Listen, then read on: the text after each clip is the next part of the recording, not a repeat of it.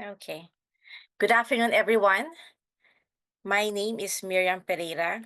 I'm co-chair of the TMT Committee of the Inter-Pacific Bar Association, and I primarily do transactional and international dispute resolution work at Ohebashi, LPC and Partners in Tokyo. Welcome to our webinar on future-proofing tech, insights, and socials. Today, we'll have two short panel sessions. The first session is on AI regulation, highlighting EU's new AI Act and its potential impact on Asia. The second session is on digital twin disruption with the aim of bridging virtual replicas and the law. After the sessions, we will have a short networking event. The link is already available to be clicked on in the chat box, so you'll click on that later. For questions, please use the Q&A chat function. We'll address your questions either during the relevant session or at the networking session as much as possible. Now, I would like to hand you over to Jyotsna Jayara for session 1. Thanks, Miriam. Welcome, everybody. Good afternoon, and thanks for joining us. I'm Jyotsna, and I'm a partner in the Technology, Media, and Telecoms practice at Trilegal and one of the vice chairs of the TMT committee in IPBA. I'm very pleased today to be joined by experts in the technology space from different parts of Asia. But before that, we are going to start off with a quick presentation that Torsten will conduct for us on the newly introduced EU AI Act. Torsten is a associate partner at Gleislutz in Berlin. And we're all, I know much has been said about the new law, but we'd love to hear from an expert who is, practicing this law and also going to sort of closely follow, the path that this law takes and how other jurisdictions also react to it, given that, the EU is one of the sort of first jurisdictions that has put in place a comprehensive law. So I'll hand it over to Torsten to start with the presentation, following which we will engage in a quick discussion where we'll go around the room to see how this new law impacts businesses in Asia. Torsten, over to you. Thank you very much for the kind introduction. So let's get started with a brief intro to the EU's AI Act. To begin with, just to give you an impression that this has been a long time in the making, so I will not make comment on each of these steps, but it started already in 2018 with the AI strategy published by the EU Commission. Then there were comments from several parties involved. A political agreement was reached in December 2023. And then in March this year, after the member states had approved in February, the Parliament adopted the AI Act. The European Council approved it, and then it came into force in August this year. On the next slide, you can see that actually there's a staggered approach on the applicability of the individual rules in the AI Act. So the first thing, and we will talk about this portion later as well, is in February next year, the rules on prohibited practices will apply. And then we have applicability of rules on general purpose AI. I will explain about that later as well. And then most of the other rules will apply in August, and then the last 2026, and the last portion only a year later in August 2027. So to begin with, quick note about definitions. So one of the critical discussion points when the AI Act was drafted was what actually is an AI system. And on the left side, you have the definition in Article 3 of the Act, and there are kind of three important aspects to it. So it's a machine-based system, and then the first aspect, designed to operate with varying levels of autonomy, and that may exhibit, and now the second aspect, adaptiveness after deployment, and that for explicit or implicit objectives. And first, and now the third criterion, from the input it receives how to generate outputs. So that's the general definition of what is an AI system and what does this AI Act cover. In Article 4, we have the definition of AI literacy, and it's kind of a general obligation that's put on providers and deployers of AI systems. And they're supposed to take measures to ensure, to their best extent, a sufficient level of AI literacy of their staff and other persons dealing with the operation and use of AI systems.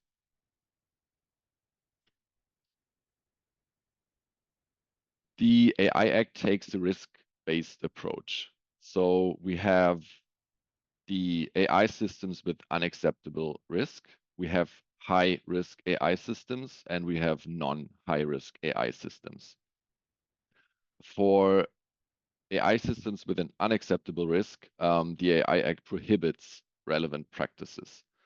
On the slides, you will see a few examples that includes manipulative or deceptive techniques or systems that are supposed to produce social scoring. So they are just prohibited. And that's the most maybe interesting part of the Act, we have high-risk systems. And for these, a lot of obligations are put on the providers. We'll talk about the addressees of the Act on one of the next slides. You have admission requirements, you have transparency and labeling obligations, and you have to set up a risk and quality management system. So what is high-risk systems? It's systems that are particularly dangerous to public health, safety, and fundamental rights due to their nature, purpose, or functioning. Two examples, medical diagnostic systems or autonomous driving systems. And then we have the third category, non-high-risk AI systems, and they are generally permitted, and there are only some general transparency obligations. This slide just gives you an overview of the subdivision in the Act of different AI systems. And on the right-hand side, you have what I just described. You have low risk, high risk, and unjustifiable risk AI systems. And then kind of in parallel, the Act also deals with general purpose AI systems. And what happened is that the Act was drafted. There was this categorization into low risk, high risk, unjustifiable risk. And then people noticed there are systems that don't have a specific purpose, and they also can be used as a base for other systems. And that's where this kind of second column on general purpose AI systems came into play. And there the Act differentiates between these GPAI systems without systemic risk and with systemic risk. And again, obligations that are put, especially on providers, are higher if there is such risk. I already talked about providers. So the providers are the main addressees of the Act. What is a provider? Basically, it's someone that develops an AI system or general purpose AI model or has it developed and then places it on the market or puts the system into service. And the provider is the person that has the overall responsibility for the AI system. And what is important to note, it's similar to other acts put into force by the EU, let's say GDPR, for example. It also applies to providers established or located outside the EU, even if only the output generated by the system is used within the EU.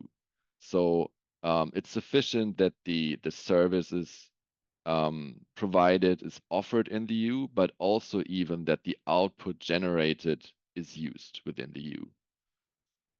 Then in addition to providers, we have other players. We have producers, distributors, developers, importers. and they are basically only liable if they do not operate the system in accordance with the instructions. So the primary responsibility is on the provider, and I will talk about that it's possible to kind of switch from the deployer position to the provider position at the end of the presentation. A few notes on penalties. In Article 99, the Act describes the various penalties, and it's a similar approach taken with other acts as well. Again, GDPR, it's a similar approach. So you have fines up to a certain amount, or calculated based on the worldwide annual turnover, and it's whichever is higher. So if the turnover is large, it could in theory be well above the amount specified, whether it's 7.5 million, 15 or 35 million. So the strictest or hardest fines apply if you violate the obligation not or if you provide prohibited AI systems. That's up to 35 million or 7% of the worldwide turnover. Next is violation of obligations outside Article 5, which prohibits such specific systems. Then there are fines if false or incomplete information is provided to the authorities. And then kind of reflecting that there are these two parallel columns, there's a separate provision on general purpose AI models.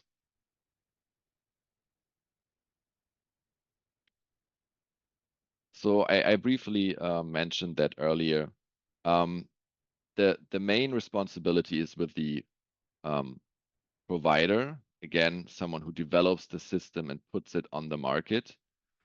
But it's also possible to kind of switch from a provider to a developer. So the developer is someone who uses the system under its authority. What does that mean? And that basically only applies to high-risk systems. If, for example, you use a high-risk AI system, but you affix your own brand or name, then just by doing so, you would switch to the provider position and be subject to all these requirements, introducing a risk management system, transparency obligations, etc. Similarly, if you modify the system and if it's a substantial modification, the same happens. You can switch from the deployer to the provider position. And then as a third example, and that's the one that applies not only to high-risk systems, but to GPAI systems, if you change the intended use. Now for things like ChatGPT, you can ask the question, what does it mean to change its use? That's also under discussion, but under the Act, that's a possibility.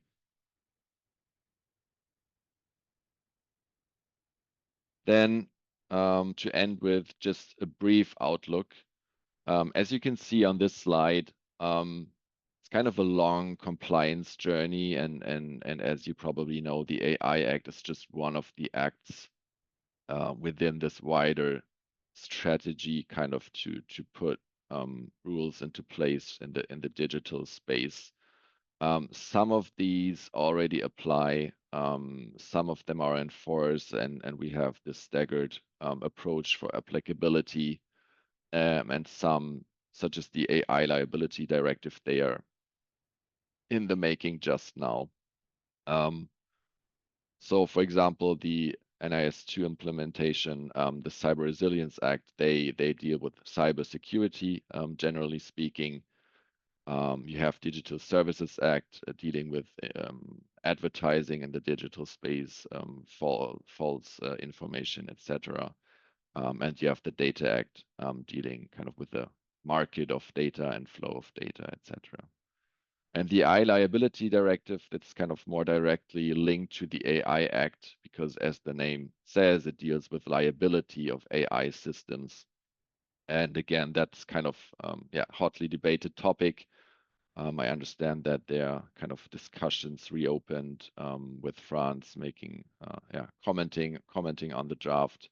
So it's still kind of in the making, and the timing is yet to be determined in that one.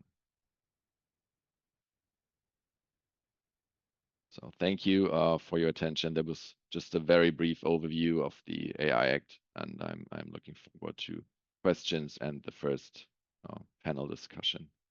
Thank you.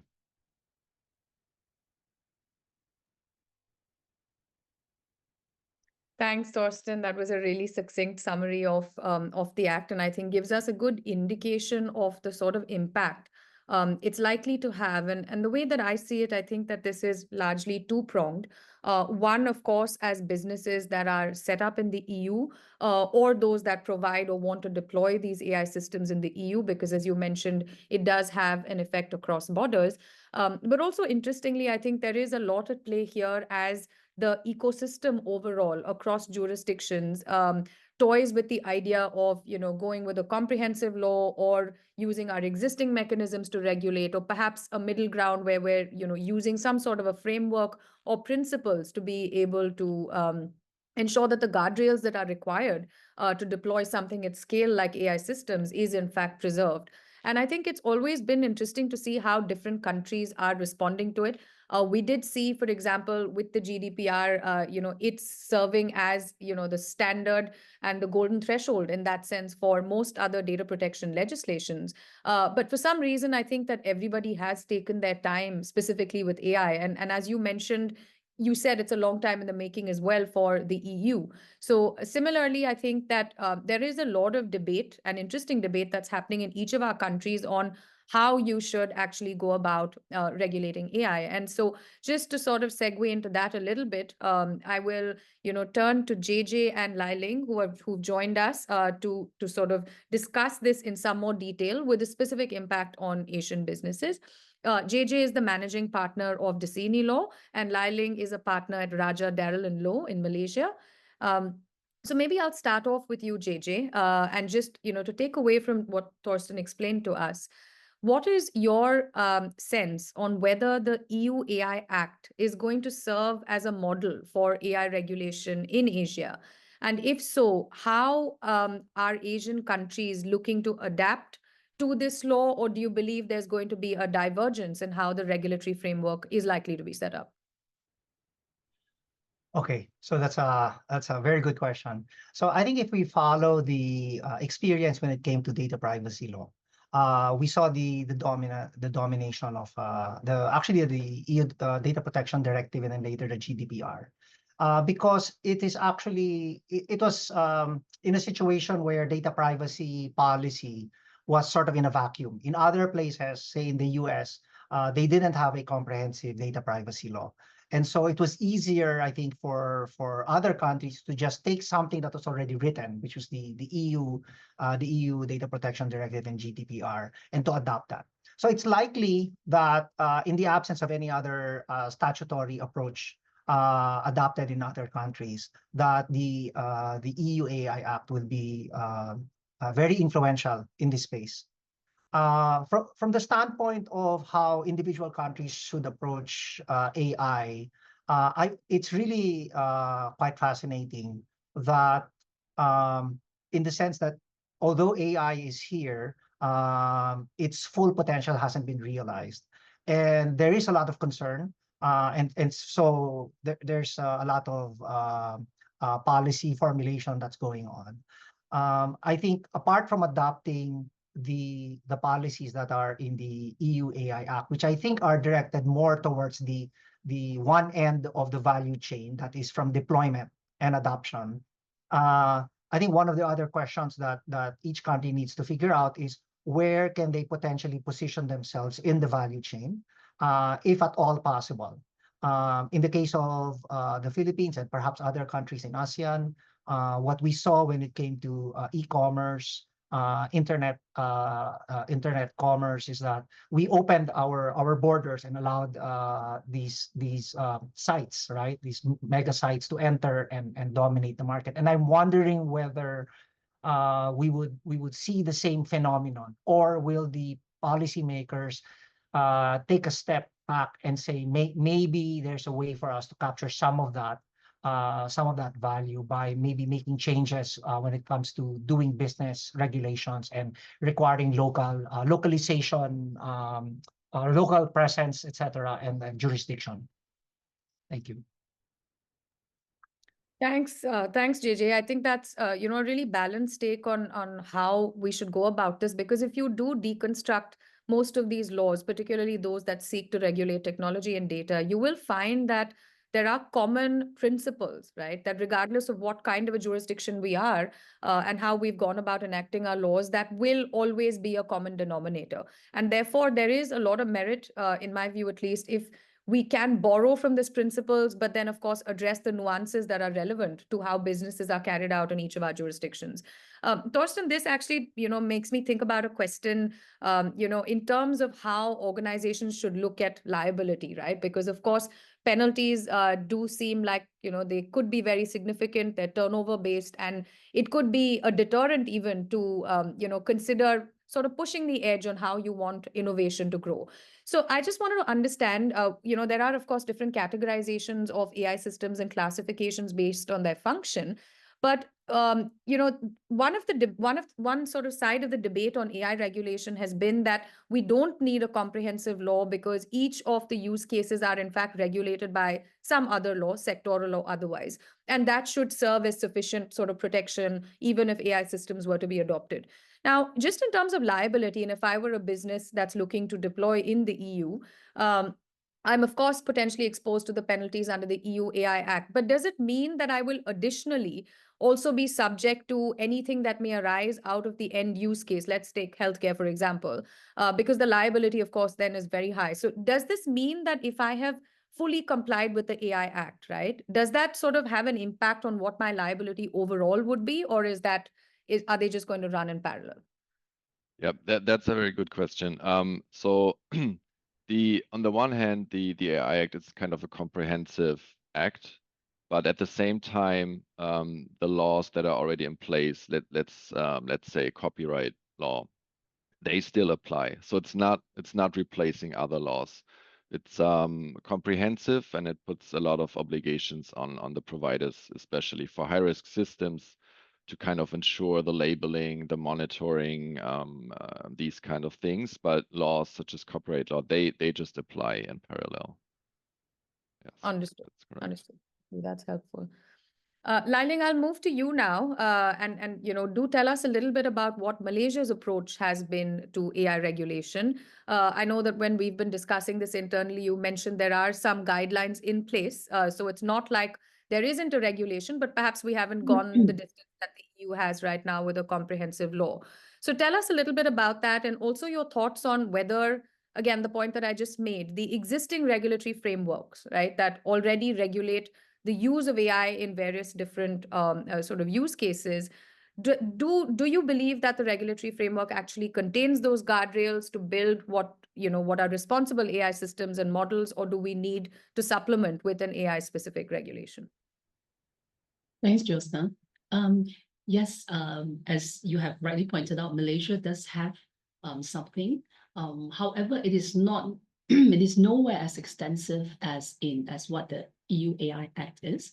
Malaysia has actually got a code of ethics for the development and implementation of AI, and this is known as the National Guidelines on AI Governance and Ethics, or known as AIGE. And this was actually introduced by the Ministry of Science, Technology and Innovation and the Digital Ministry back in September 2024. So it's only very, very recent. So I think most of us are just kind of grappling with it right now.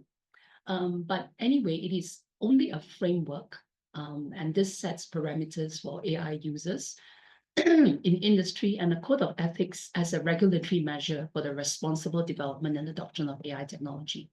So what it's intended to be is just a voluntary guidance for industry players, while the government develops laws to regulate the use of AI. And I think that is the ultimate intention, to develop laws. And currently, it's only aimed at three categories of stakeholders, which are end users, policymakers, and developers and providers of AI technology. So what's interesting is that it does aim at end users, unlike the EU AI Act, which mainly aims at the developers and providers of AI technology. So in terms of these guidelines, I would think that for now, there would be sufficient guardrails that are necessary to build responsible AI, because there are 7 AI principles set out in the guidelines. And these are similar, I think, to what is in the rest of Asia as well. So these principles are fairness, reliability, safety and control, privacy and security, inclusiveness, transparency, accountability, and the pursuit of human benefit and happiness. So currently, they are just guidelines, like I've said. They're not binding. There are no sanctions, nothing like what is in the EU AI Act. But I think it should be sufficient as guidelines for now.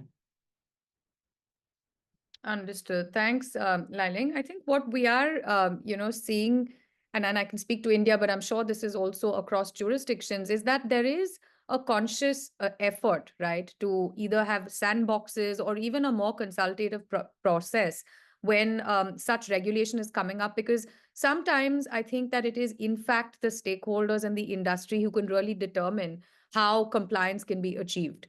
And I think what you sort of described, Lailing, in terms of the participants of the ecosystem, it also does show that right now, without having to scare people with penalties, right, you are encouraging a more responsible adoption, so that we are coming up with a responsible ecosystem overall, as opposed to fearing sanctions if things don't get done in the way that the law expects. And that's a trend that we're seeing across.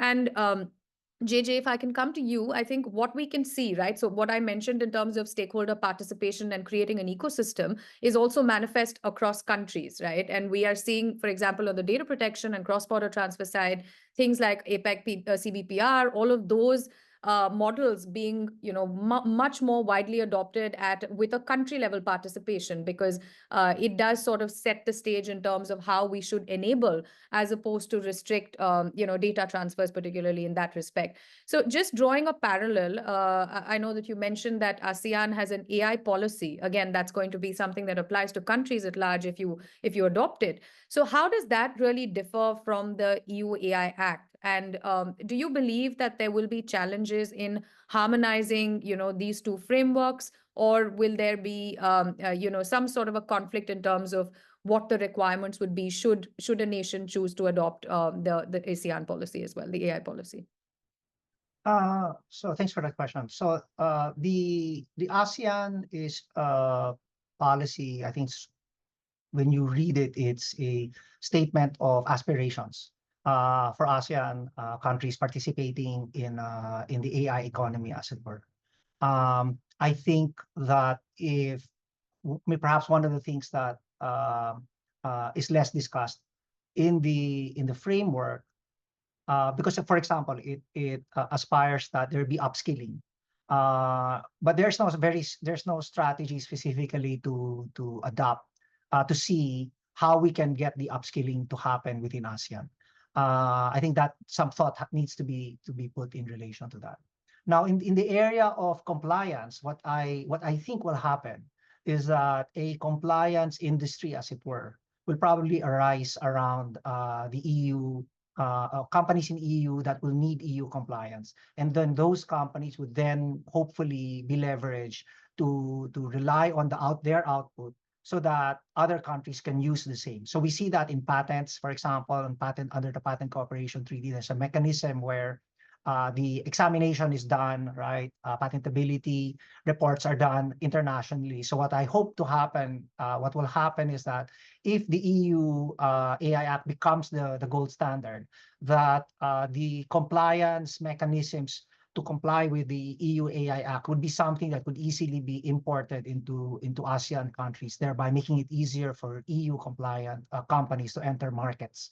And therefore, from a compliance and even from an enforcement standpoint, that makes it easier for individual ASEAN countries to enforce those standards and protect their citizens from the risks of AI, even though there may be challenges internally in enforcement. Right.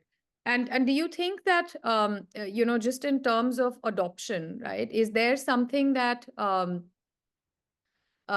that needs to actively be done around the policy? Because, and I'm just talking about it more from a policy engagement perspective, because it's been it's in place. But is there anything that the countries need to do to more actively engage buying into the policy more operationally? So I think they need, as I said, I think the biggest challenge is trying to figure out where to insert or position each individual country, or even ASEAN in general, with respect to the value chain.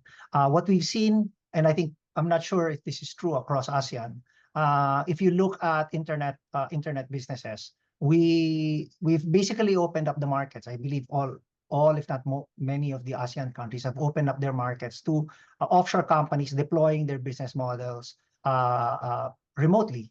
Whether we will allow that to continue under an AI model, I think, is something that will need to be discussed. Only recently have taxation issues, right? In this case, indirect taxes been imposed on these businesses. Since AI will permeate through all us, I can't imagine an area of life that will not be touched by AI. I would like to think that individual countries would consider perhaps having and I think ASEAN, there's an opportunity in ASEAN where we can have a sort of common set of criteria, but then require some sort of local control and leverage, so that local laws can be implemented, but have a friendly entry point. Perhaps common standards, maybe aligning from the EU AI Act to allow ease of entry, and so that we don't hamper innovation as well. Understood. And Thorsten, what are your thoughts on the EU's reception to this? And I ask because, again, I'm drawing a parallel to the CBPR, but as an alternative to, for example, SECs and BCRs as cross-border mechanisms and tools, this is more at a country level where there is a legitimacy, a stamp of legitimacy to say that this particular product or service has been designed in a certain way because that country has been certified. So do you think that will have a bearing on how EU will also look at businesses from Asia and other regions, right, that may have adopted more national global standards, right, such as what the ASEAN policy proposes? Do you think that will supplement compliance and sort of encourage the EU to accept businesses like that as well? Yeah, I think the AI Act, it's now in force, but as mentioned, applicability as such is even staggered over the next couple of years. And I think the kind of passing of the act is only, even though it has been ongoing, the process since 2018, is only a starting point, right? So I think there will be, of course, many further developments in the coming years. And of course, we will have to see kind of what happens in other parts of the world, what standards develop, and I think there will be a lot of adaptation to this. And again, I mentioned this in the presentation on some of the items. The question how this will be put into practice and how it will actually be enforced, I think, is another whole big topic by itself. We have these penalties, but again, similar for the GDPR, I think it's fair question to ask, how will this be enforced? Like, who will do the monitoring? Which authorities will actually look at all these information? Who is in a position to assess what information is gathered? Is it complete? Is it accurate? I think that's kind of a whole other topic, but indeed, it will be necessary to look at standards globally and kind of find a sensible way through all these requirements. And probably, my guess, same as for GDPR, it's difficult to achieve 100% compliance, or to even say what is 100% compliant. So I think, yeah, there will be a lot of developments, discussions, and to kind of navigate this, and the passing or coming into force of the act will only be the starting point. Right. Yeah, I think it's going to be interesting, particularly for because of the fact that it has an impact even across the border, an extraterritorial effect on how other countries are able to actually deploy their businesses in the EU by remaining fully compliant. And Lailing, maybe I'll come to you on that to sort of understand what that really means for a company in terms of designing their products and businesses, because services, sorry, because I think so far we've been looking at it from a policy and a regulatory framework and how that is likely to be shaped.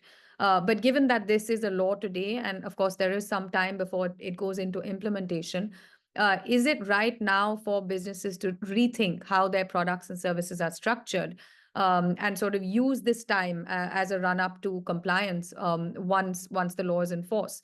And I think this comes particularly with aspects such as cross-border data movement, because most of these models will involve that, and transparency, which is, I think, one of the key focuses of the EU AI Act as well. So what are your thoughts on impact to companies in terms of operationally designing their products and services? Yeah, thanks for the question, Josna. I think that a lot of the businesses in Asia will probably adopt a wait and see approach, because for now, in terms of as Thorsten has rightly pointed out, there's quite a long runway before the full extent of the EU AI Act will come into force.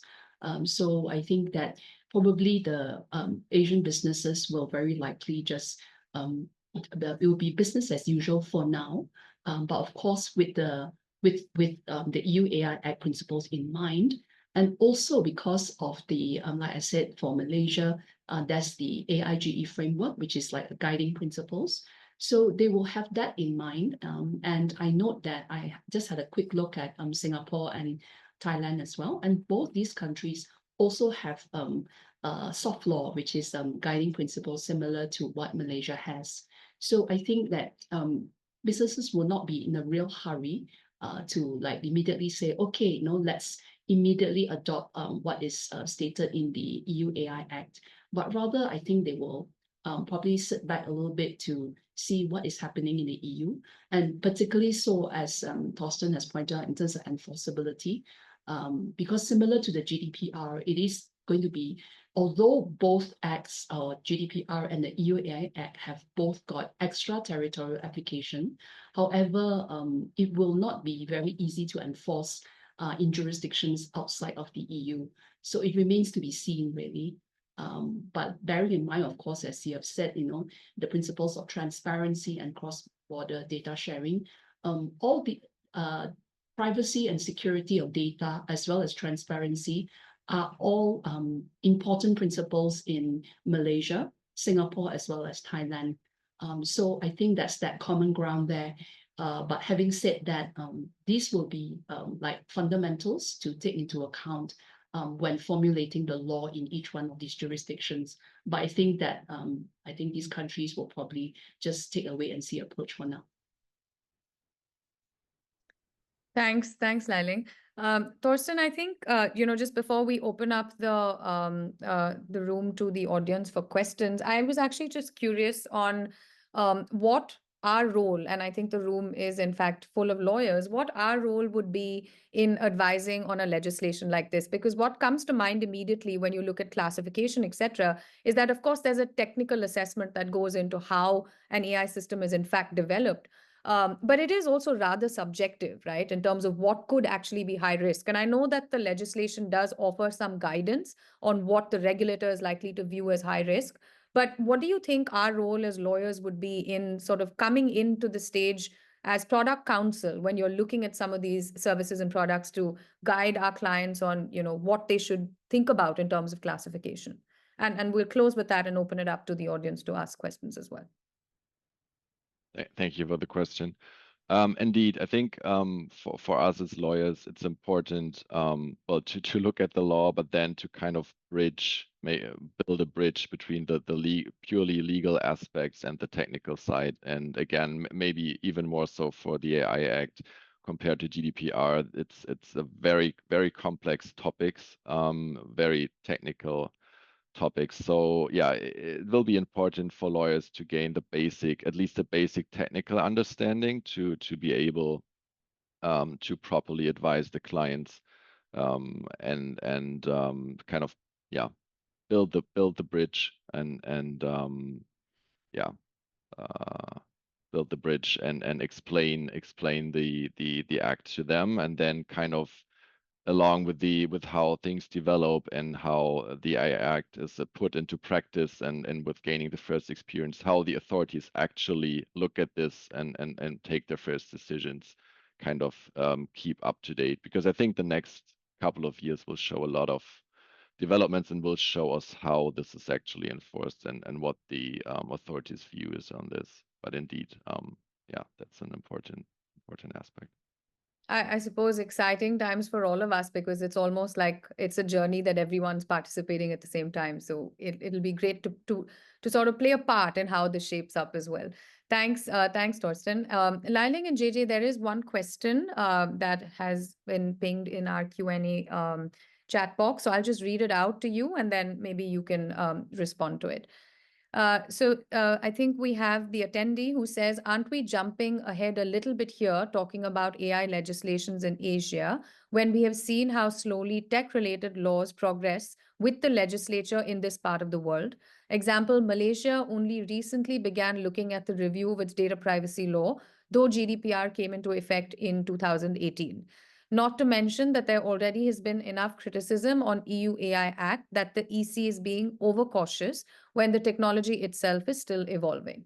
So I guess, just a question on pace of regulation and whether we are at a stage right now to be, ideating and debating whether or not we need to have a comprehensive AI legislation. Go ahead, Liling. Ladies You first. go first, JJ. Okay, I'll go. Yeah, this is a good point. Are we jumping the gun? I yes and no, I guess. I think that with all legislation revolving around technology, right? Sometimes it's best to have some form of framework, and that's what Malaysia has right now, which is just a framework and the guiding principles. And of course, the ministry has said that this forms like the ground or like a framework for when the government eventually decides to introduce legislation. So it may be like 5-10 years down the road before they eventually come up with the legislation, as in binding rules. But for now, I think there's no harm in looking at how we can do this with of course the example and the model of the EU AI Act there, and looking at whether it's going to be a successful regime or not. So I don't think it's too early as such, but too early for actual binding legislation, but not too early for like just guiding principles. Over to you, I JJ. agree with that. Yeah, I agree with that. Everything Liling said. At this point, I think what we need to figure out, I think individually, countries in this region, is really more of the policy. A lot of the principles are common. We can adopt them. I think that seems to be wise. We need to see what will happen in the EU. Liling was talking earlier about slow adoption, and I agree with that. I think what will happen is that it's risky right now to invest in AI in the sense that because it is still evolving. If you invested last year in AI, all that investment might be for naught because it has moved on. You invested in ChatGPT 3, and now it's ChatGPT 4, and then it's risky right now to really commit a lot of resources. But what is clear is that AI will impact many parts of society, and in that sense, the government cannot afford to be blindsided. So principles are good, but I think some thought also can be put into trying to figure out not just how the EU AI Act will play itself out in terms of compliance and what industries, what ecosystem will grow from that, but also how individual countries, as I mentioned earlier, can leverage their strengths to have some other piece of the value chain, or maybe ASEAN as a whole could localize some of the benefits. Thank you. Thanks both. I think we don't have any other questions, but if anybody else, I think we have a few minutes before we move over to the next session. If anyone else has questions for the panel here, feel free to ask them.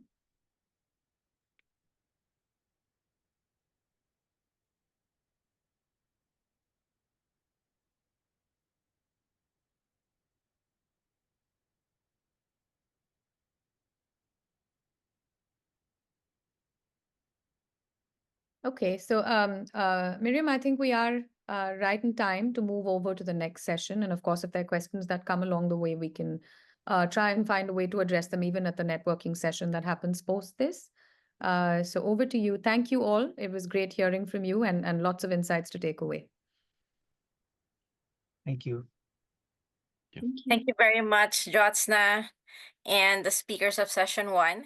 That was a very good discussion, I think, on the new AI regulation and the emerging soft law approaches in Asia to developing their own laws. So there are clearly many issues yet to be addressed, and many issues will likely arise down the road. So I believe those discussions will similarly apply to the regulation of digital twin technologies. So digital twin technologies is increasingly becoming present everywhere and almost for everything. It is one type of technology that will definitely see more and more use of AI and data. The possibilities of use of technology is endless and with many benefits and corresponding risks. So our speakers today will help provide us a basic understanding of this technology and some of the important legal issues associated therewith. So I would like first to introduce our speakers. So let's start with Aaron Kamat. Currently based in Palo Alto, Aaron is a proactive leader of the technology and commercial laws practice of the Indian firm Nishit Desai Associates. He's a rising star in his field, where he handles a variety of tech transactions, as well as fintech, cybersecurity, and data privacy issues. Brian Tan, our next speaker, is a partner of Reed Smith's Entertainment and Media Group in Singapore, well recognized and highly ranked in his field, handling various transactional, regulatory, and legislative work, including involving digital and transformative technologies. Gil Zhang is a partner of Fangda Partners in Shanghai, with a wealth of experience in both private practice and senior in-house counsel work. He specializes in privacy and data protection, cybersecurity, and regulatory compliance, including global GDPR compliance projects. So let's start with you, Aaron. Basic question. What are digital twins? Can you introduce us to this very intriguing technology? Absolutely, Moros. Thank you for the introduction. Let's start with a very interesting concept on what actually a digital twin or a virtual replica is, right? It's very important to understand the technology. And obviously, it's not as current as AI, as we discussed in the last session, but we have seen use cases. A lot of big companies are working on digital twin technologies, services, from IBM, Siemens, NVIDIA, Microsoft. But what is it really? I mean, obviously, it's an emerging horizon technology, but it is there today. Before I start on what it really is, a colleague of mine brought my attention to the first Iron Man Marvel movie, right? The one where he sits in his lab, where Tony Stark sits in his lab and he designs his suit, right? But he doesn't have anything. He just has a hologram, right, on his desk, and he makes some changes. It's all digital. It's a hologram, and then he has some computer systems, right? But he's able to simulate various scenarios and make certain changes to his Iron Man suit, right, before he actually gets a physical suit that he tries on and then uses, right? Now, this was 16 years ago, and who knew that that would actually become a reality? Well, that is exactly what a digital twin or a virtual replica is. It's anything which is a virtual or a digital extension of pretty much anything imaginable in today's world. It can be a product like a pair of shoes. It can be a process like a manufacturing process, a supply chain process. It can be an entire human being. Yes, there can actually be a twin, a digital twin of a human being. A city, for example, the Singapore Land Authority of Singapore has made a digital twin of the entire city country of Singapore, to simulate rains and floods and how they can make the city and the drainage systems more efficient, right? So you can make a digital twin of pretty much anything. It's a virtual replica, which is nothing but an extension of anything in the realistic world. How does it work? It's nothing but an electronic version, of course, but it runs through the synchronization of real-time data, right? Now, what are the benefits of actually having a twin that is digital, right? Well, it simply means that you don't have to put the physical product or the thing or the person through a simulated process itself. Now take the picture on the screen, right? Now we have a digital twin of an aircraft. Now what we can do with this digital twin is simulate it through various conditions like altitude, weather conditions, takeoff, landing, and see how it performs, and also run tests on it, see where it can perform better. Look at the aerodynamics, the fuel efficiency. We can simulate everything using that digital twin without actually having the physical aircraft go through those same conditions, right? And that's where the benefit of this technology really comes in. So there are a few main types, of digital twins. One is a product digital twin. Or product digital twin, for instance, you can have a twin of a car. Now, we've seen these videos where, for example, they do crash testing of a car, right? Where to ascertain the safety rating, right? Where they crash a car into something at 10 miles per hour and then 20 miles per hour, 50 miles per hour, 100 miles per hour to test the impact on the car and how it can withstand various crashes at various speeds, and how effective the airbags are, how effective the seat belts are. Now imagine doing all of that with a digital twin. You simulate the entire process. So you have to basically run a lesser amount of cars through the actual process of a crash, of a simulated crash, and then your damage and your costs obviously go down, right? So by having an extension of a car which is digital, you can also look at various forms. You can look at predictive simulation. How does the car function in various on various terrain, in various conditions? For example, snow, in terms of the tire conditions versus on desert land. So you can simulate these kind of conditions and then make improvements or suggestions to the car. Now today, most cars are smart, right? There's something called intelligent actuation, where the car detects the fault itself, right? And recommends certain changes, or tells the driver when fuel is low. So you can actually use digital twin technology to improve the in-car experience and the intelligent actuation in terms of determining fault, giving recommendations to the driver, as well as other processes involved in the actual manufacturing and the efficacy of the car. This is something I find personally very interesting. This is a human digital twin. Now, mind you, it need not be specifically of an entire human being, but it can even be of an organ, like a heart, a brain, a kidney, where you have an electronic version. Again, you key in various medical data pertaining to the person, pertaining to their health condition, their physiological condition, and then you can actually do predictive analysis to see what would the effect of certain forms of medication be. Can a diagnosis be done, to detect any current, problems, illnesses, any future illnesses, 10 years down the line, right? Can a person with a certain health condition take long haul flight for, over 12 hours? How does that, relate to the person's health? And this becomes really important in diagnosis, in testing, precision medicine, where the person may stand in various conditions, weather, stress, all of that.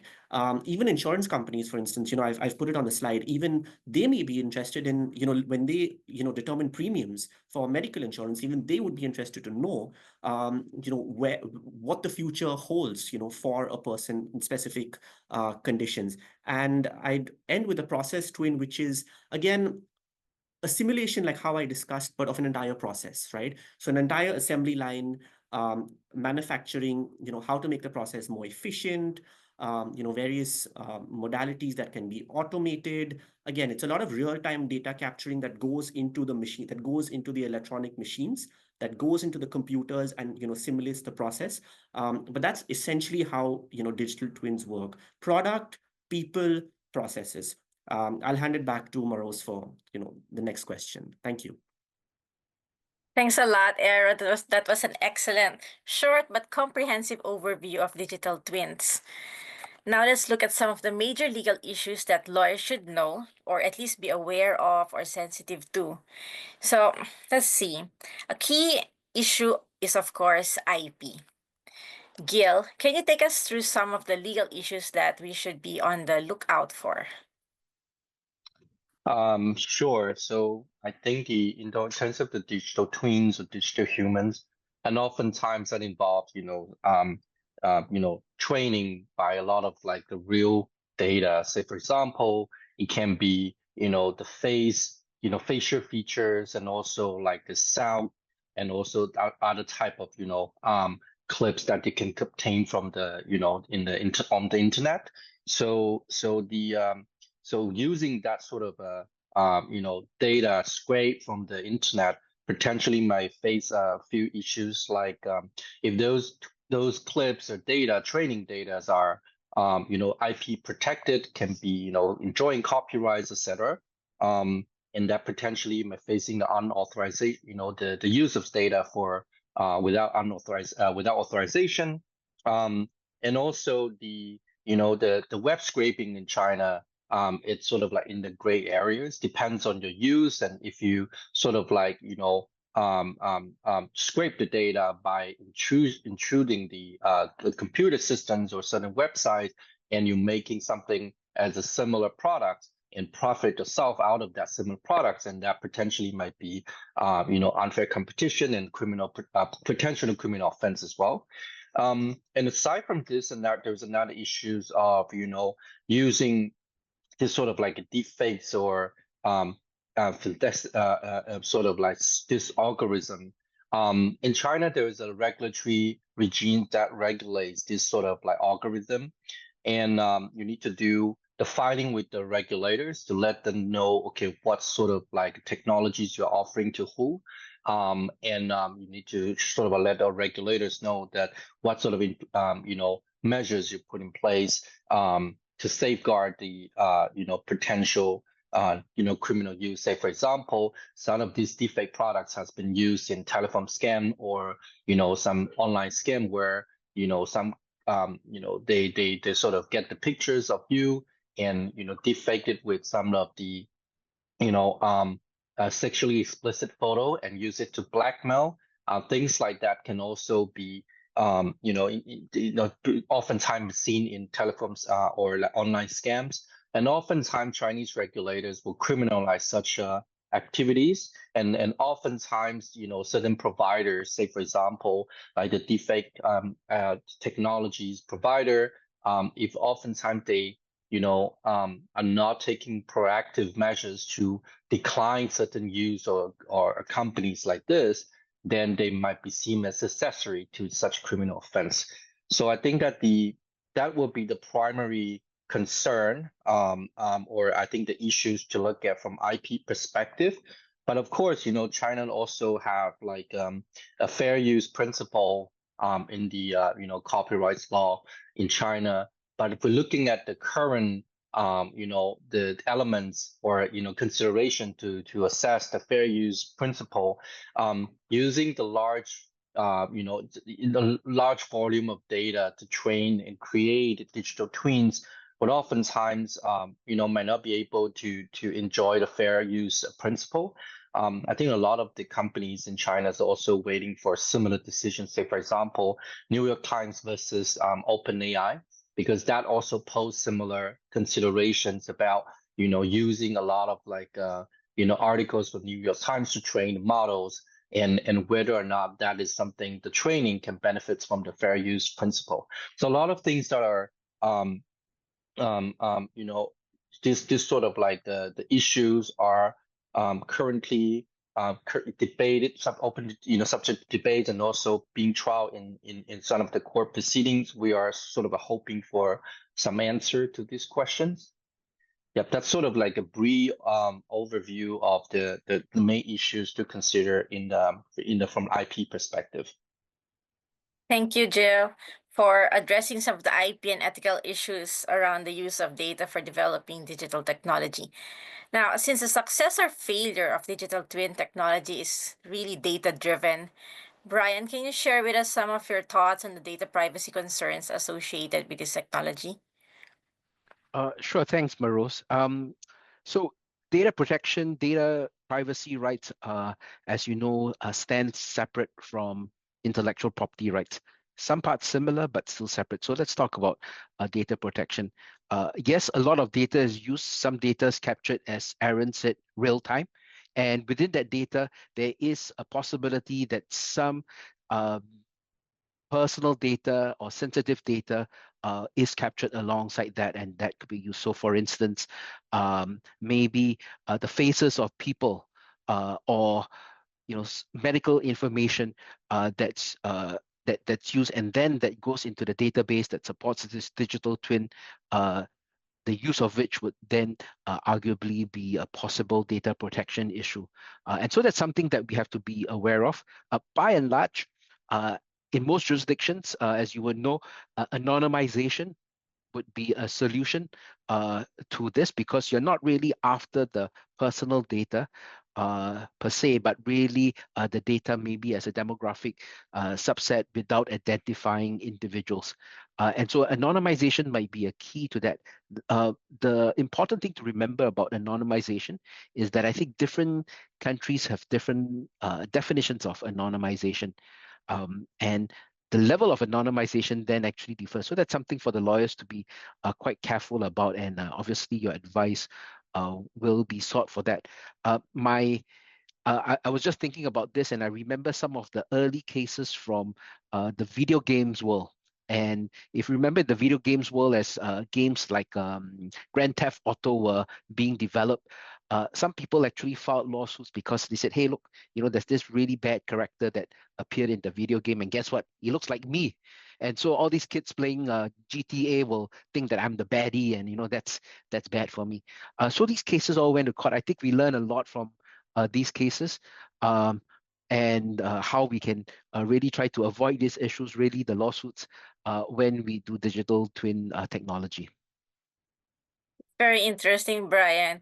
And I think one of the challenges is actually because you need more personalized data actually for a really more comprehensive digital twin. So there's the balancing that has to be done there in dealing with that kind of digital twin technology. Thank you.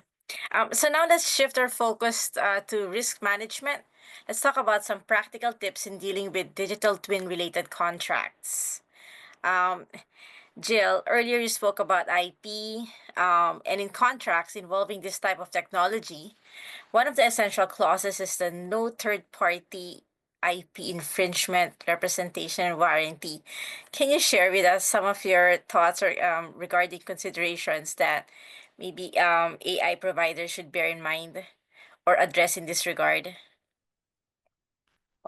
Sure. So I think that most of the companies are using digital twin technologies in different use cases. Say, for example, pharmaceutical company trying to use it and getting authorization from healthcare personnel, from doctors, so that they can utilize the doctor's license to conduct doctor to patient training. This is so exclusive to doctors to do, because that involves a lot of diagnosis and also treatment plan.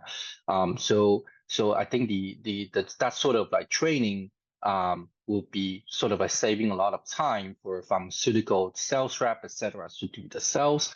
And oftentimes, pharma companies, from deployer perspective, they need to sign, onboard, this sort of like the technology providers, see how they create the facial, the digital twin of whoever providing that with the license to use their voice, their face, and also use it in different the digital twins in different contexts, for promotional and for other purpose. So one of the things that we often come across is sort of like a clause that's subject to lengthy discussion will be these reps and warranty, because oftentimes that the deployers will want the technology provider to reps that the technology is free from any infringement or third-party claims, so that when they use it, they wouldn't be subject to any third-party claims because the use of the back-end IP. And oftentimes because of the training of the data, and oftentimes they scrape the data from internet, and the technology provided, they don't really free to agree to such reps and warranty without any qualifiers.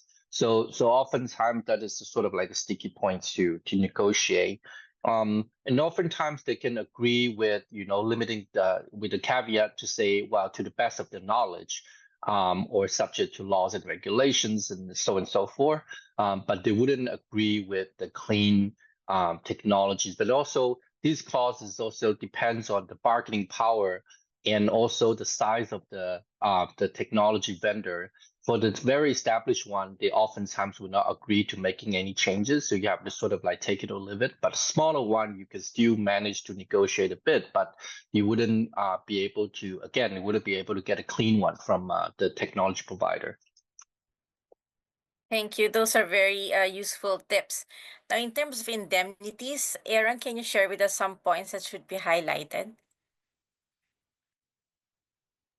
Absolutely. As with most, technology service contracts, there are some key points that we should look out from, an indemnity and a limitation of liability perspective, right? As Brian said, some of these digital twin models are data rich. And when I say data rich, I mean personal data rich, right? Not necessarily in aviation or in a supply chain process, but when we're looking at healthcare models, for instance.